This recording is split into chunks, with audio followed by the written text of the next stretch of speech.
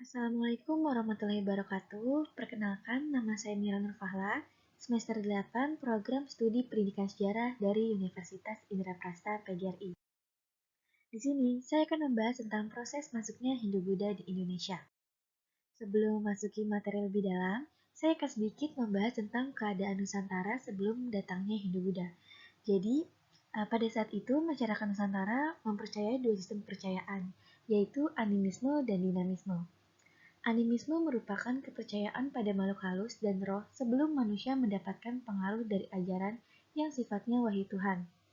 Definisi animisme adalah suatu kepercayaan pada kekuatan pribadi yang hidup di balik semua benda dan merupakan pemikiran yang sangat tua dari seluruh agama. Animisme juga merupakan wawasan mengenai alam semesta dan dunia yang diyakini tidak hanya menjadi tempat tinggal bagi makhluk hidup saja, tetapi terdapat pula begitu banyak roh yang hidup berdampingan dengan manusia.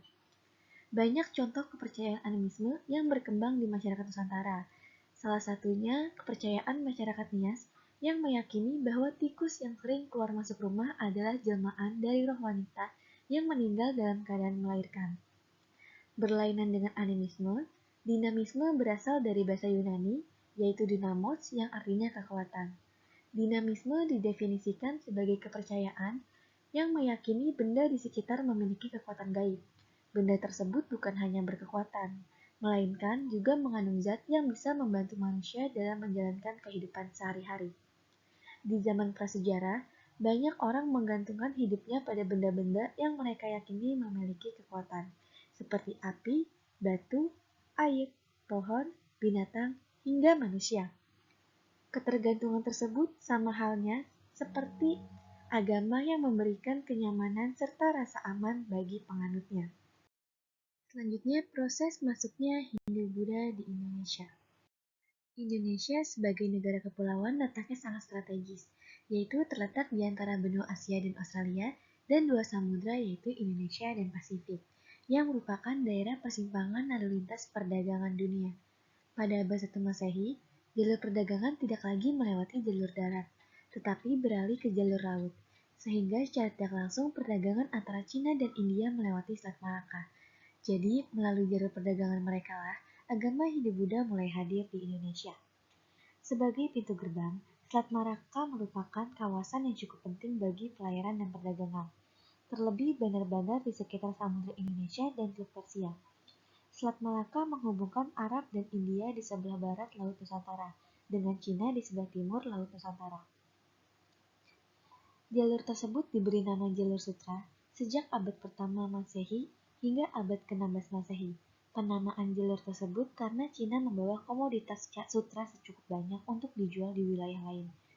Ramainya rute pelayaran mendorong timbulnya bandar-bandar penting di sekitar jalur Selat Malaka, yaitu Samudra Pasai, Malaka, dan Sumatera Utara. Kondisi masyarakat di sepanjang Selat Malaka mulai sejahtera dan terbuka dalam berbagai hal, di antaranya sosial ekonomi dan pengaruh budaya luar. Selanjutnya, proses masuknya Hindu-Buddha. Menurut para ahli sejarah, cara masuk dan proses penyebaran agama Hindu-Buddha di Indonesia terbagi menjadi dua, yaitu masyarakat Nusantara berperan pasif dan masyarakat Nusantara berperan aktif. Masyarakat Nusantara berperan pasif adalah masyarakat Nusantara mempelajari agama Hindu dan Buddha melalui masyarakat India dan Cina yang datang ke Nusantara. Jadi mereka hanya mengikuti kebudayaan yang datang pada saat itu. Kalau masyarakat Nusantara berperan aktif, yaitu masyarakat Nusantara belajar langsung ke India dan Cina untuk mempelajari agama tersebut secara mendalam, kemudian kembali ke Nusantara sebagai penyebar agama tersebut. Dari dua cara tersebut, muncul 5 teori tentang masuknya Hindu-Buddha, 3 untuk berperan pasif dan 2 untuk yang berperan aktif. Teori masuknya agama Hindu-Buddha, yaitu ada teori Brahmana, teori Vaishya, teori Ksatria, teori Sudra, dan teori arus balik. Teori Brahmana dikemukakan oleh Van Loon, ia mengemukakan bahwa para kaum Brahmana diundang datang ke Nusantara karena ketertarikan raja-raja yang berkuasa dengan ajaran agama Hindu-Buddha. Sehingga raja tersebut mendatangkan para kaum Brahmana untuk mengajarkan agama tersebut untuk raja dan rakyatnya. Teori Vaishya dikemukakan oleh N.J. Klom, yang menyebutkan bahwa para pedagang yang beragama Hindu-Buddha sebagai penyebar utama agama tersebut, karena perdagangan pada zaman dahulu menggunakan jalur laut dan bergantung pada angin. Ketika para pedagang ini menetap di Nusantara, mereka memperkenalkan agama dan kepercayaannya kepada masyarakat. Lalu teori kesatria, pada zaman masuknya Hindu-Buddha ke Nusantara, di daratan India dan Cina sedang berlangsung perang saudara. Raja-raja yang kalah peperangan melarikan diri ke Nusantara untuk berlindung. Lambat laun mereka mendirikan kerajaan kembali di Nusantara dengan corak-corak yang berhubungan dengan agama Hindu atau Buddha. Selanjutnya, teori Sudra yang menyatakan bahwa teori ini dibawa oleh kaum para budak. Para budak dari India dan Cina datang ke Nusantara karena dibawa oleh pemiliknya untuk mencari kehidupan yang lebih baik. Pada saat mereka menetap di Nusantara, mereka berasimilasi dan berakulturasi dengan penduduk sekitar. Hal tersebut membawa perubahan pada penduduk yang pada awalnya memeluk animisme dan dinamisme berganti memeluk agama Hindu dan Buddha. Selanjutnya, teori arus balik. Teori ini berasumsi bahwa perkembangan ajaran agama Hindu dan Buddha yang pesat di India kabarnya sampai terdengar sampai ke Nusantara, dan kemudian menarik minat para kaum terpelajar di Nusantara untuk berguru ke India. Setelah mereka berguru dan pulang ke Nusantara, mereka mulai menyebarkan agama baru yang mereka pelajari di sana sebagai pemuka agama dan pendeta. Selanjutnya, masuknya Hindu ke Nusantara. Yang pertama, hipotesis Waisya. Diutarakan oleh Dr. Ingi Krom bahwa agama Hindu masuk ke Nusantara dibawa oleh kaum para pedagang yang datang untuk berdagang. Bahkan diduga ada yang menetap karena menikah dengan orang Nusantara. Yang kedua, hipotesis Ksatria. Diutarakan oleh Prof. Dr. Insinyur J. L. Mond bahwa yang membawa agama Hindu ke Nusantara adalah kaum ksatria atau golongan prajurit karena adanya kekacauan politik atau peperangan di India pada abad ke-5 sampai 5 Masehi. Yang ketiga, adanya hipotesis Brahmana. Diutarakan oleh J.C. Chandler bahwa agama Hindu masuk ke Nusantara dibawa oleh kaum Brahmana, karena hanya kaum Brahmana yang berhak mempelajari dan mengerti isi kitab suci Weda. Pada dasarnya, ketiga hipotesis tersebut memiliki kelemahan, yaitu karena golongan Ksatria dan Waisya tidak menguasai bahasa Sanskerta. Selanjutnya, pertumbuhan agama Hindu. Pertumbuhan agama Hindu tidak pernah terlepas dari bangsa Arya dan Dravida. Percampuran kedua kebudayaan ini menghasilkan kebudayaan Hindu. Agama Hindu memiliki kitab suci, yaitu Weda. Weda terdiri dari 4 bagian, antara lain Rigveda, Samawaweda, Yajurveda, dan Atharvaveda. Rigveda berisi syair-syair pujian terhadap dewa. Samaweda berisi nyanyian pujian terhadap dewa. Yajurveda berisi doa pengantar sesajian untuk disampaikan kepada dewa. Atharvaveda berisi kumpulan mantra-mantra gaib untuk mengusir penyakit. Dalam agama Hindu mengenal 4 kasta, yaitu kasta Brahmana, kasta Ksatria, kasta Waisya, dan kasta Sudra. Kasta Brahmana merupakan kasta yang terdiri dari para pendeta, pemuka agama, dan guru. Anggota kasta inilah yang memimpin upacara keagamaan dan mengelola kuil.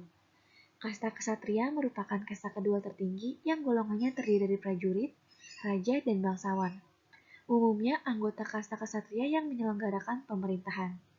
Selanjutnya kasta Waisya. Anggota kasta Waisya merupakan para pedagang, pengrajin, dan buruh kelas menengah. Yang terakhir ada kasta Sudra, merupakan kasta terendah dalam agama Hindu. Anggotanya terdiri dari para petani, pembantu, kuli, dan buruh kecil.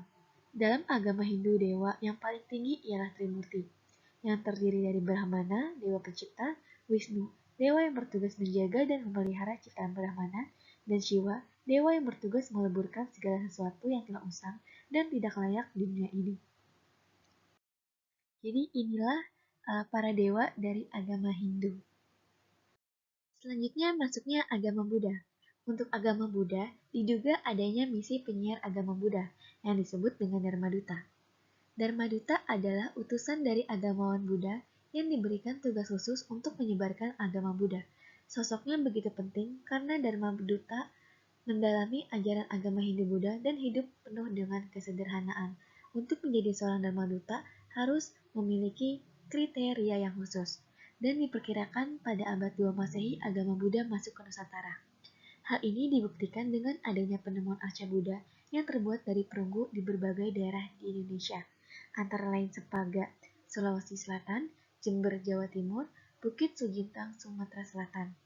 Dilihat ciri-cirinya, arca tersebut memiliki dari langgam Amarawati dari India Selatan dari abad 2 sampai 5 Masehi. Dan di samping itu juga ditemukan arca perunggu berlanggam Gandhara dari India Utara di Kota Bangun, Kutai, Kalimantan Timur. Agama Buddha merupakan ajaran agama yang bertujuan untuk membebaskan manusia dari lingkaran samsara untuk mencapai nirwana. Untuk mencapai nirwana, ada yang harus dihilangkan dan dipadamkan, yaitu nafsu, kebencian, dan kebodohan. Maksud dari membebaskan manusia dari lingkaran samsara untuk mencapai nirwana adalah membebaskan manusia dari kesengsaraan di dunia dan menyatu dengan alam semesta. Cara untuk mencapai nirwana adalah dengan mempraktikkan sendiri jalan mulia unsur 8, yaitu pengertian benar, pikiran benar, ucapan benar, perbuatan benar, penghidupan atau mata pencarian benar, usaha daya upaya yang benar. Aliran dalam agama Buddha. Yang pertama ada Buddha Hinayana, yaitu pendapat bahwa untuk mencapai nirwana, orang harus berusaha sendiri tanpa bantuan orang lain. Selanjutnya Buddha Mahayana berpendapat bahwa sebaiknya manusia bersama orang lain untuk membantu dalam mencapai nirwana. Selanjutnya ada Buddha Tantrayana, adalah agama Buddha yang sudah mendapat pengaruh dari agama Hindu. Tantrayana secara khusus merupakan kumpulan ajaran esoterik yang berkaitan dengan penyampaian mantra-mantra atau hal-hal yang magis. Selanjutnya, pengaruh masuknya Hindu-Buddha di Indonesia. Pengaruh masuknya Hindu-Buddha Indonesia yang pertama ada agama. Dari kepercayaan, animisme, dan dinamisme, masyarakat mulai menerima sistem kepercayaan baru, yaitu agama Hindu dan Buddha.